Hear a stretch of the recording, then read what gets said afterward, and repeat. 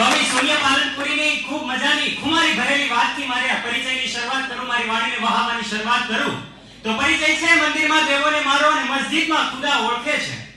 પરિચય છે મંદિરમાં દેવોને મારો અને મસ્જિદમાં ખુદા ઓળખે છે. નથી મારું વ્યક્તિત્વ આપ સૌથી છાનું, આપ સૌના પ્રતાપે, આપ સૌના પ્રેમને કારણે આજે ધ્રુવીલ ગોળકિયા તરીકે બધા ઓળખે છે.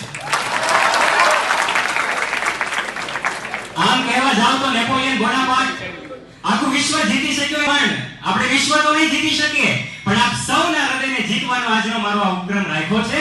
સમગ્ર વર્ષ દરમિયાન આપ સૌના હૃદયમાં મારો એક પરિચય સ્થાપિત કરવાનો જે મારો ઉપક્રમ હતો, એમાં ખરેખર હું સફળ રહ્યો છું.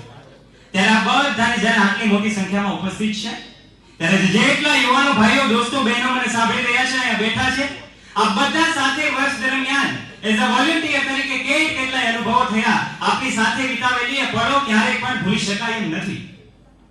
અહીં કેટલાક વોલન્ટિયર્સ મિત્રો બેઠા હશે સાથે. તમારે એમને એમ ન પૂછી શકાય કે તમે ક્લાસરૂમમાં તમારી ગેરહાજરી કેટલી હતી, તમારે એમને એમ પૂછવું પડે કે તમારી હાજરી કેટલી હતી. એ વોલન્ટિયર્સની ટીમને એકવાર વંદન અને અભિનંદન, કાબિલે તારીફ છે.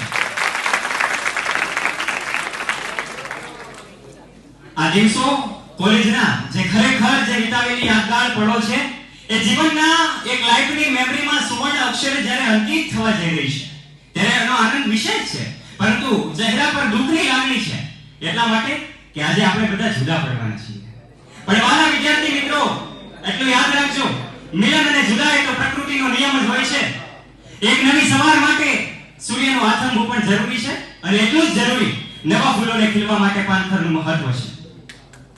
ત્યારે વિશેષ અહીંયા મારા આદરણીય અને વહાલા ગુરુજનો બેઠા છે, એમની સાથે વિતાવેલી પળો એ અમારા એક જે મહાનુભાવો, મારા માટે તો ખરેખર આ ગુરુજનો, એમના ઉપર કદાચ પુસ્તક લખવા જઈએ તો પણ અનુભવો ઓછા પડે, એવા આ સૌ ગુરુજનોને પણ આ તકે વંદન કરું છું. હવે આટલા શબ્દો બોલતા પણ શબ્દો રડતા હોય એવું આપણને લાગે, પણ વહાલા ગુરુજનો, અમે તમને ખાતરી આપીએ છીએ કે અમે આવનારા દિવસોમાં અમે સૌ વિદ્યાર્થીઓ આ દેશના, રાષ્ટ્રના, ભારત વર્ષના એક ઉત્તમ, ઉન્નત, પ્રબુદ્ધ અને આદર્શ નાગરિક બનીશું. અને આ કોલેજ પરિવાર, અમારા માતા પિતા અને આપ સૌ ગુરુજનોનું નામ આપણે સેવેલા સપનાઓને સાકાર કરીશું અને આપનું નામ રોશન કરીશું. વિશેષ અહીંયા શબ્દો પણ થાકી જાય બોલવામાં, કારણ કે વીરાની વેદના કંઈક અલગ જ હોય છે.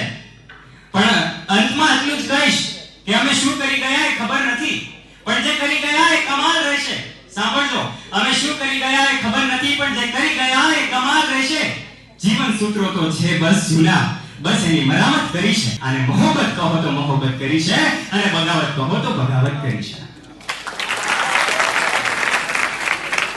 અંતે એટલું જ કહીશ કે મળો તો એવી રીતે મળો કે મિલનની મીઠાશ રહી જાય, મળો તો એવી રીતે મળો કે મિલનની મીઠાશ રહી જાય, અને છૂટા પડો તો એવી રીતે પડો કે પુનઃ મિલનની પ્રયાસ રહી જાય. આજે જ્યારે બધા ભેગા થઈએ છીએ, ત્યારે એક અદ્ભુત આત્મીય અહોભાવ અહીંથી પ્રસ્તુત થઈ રહ્યો છે.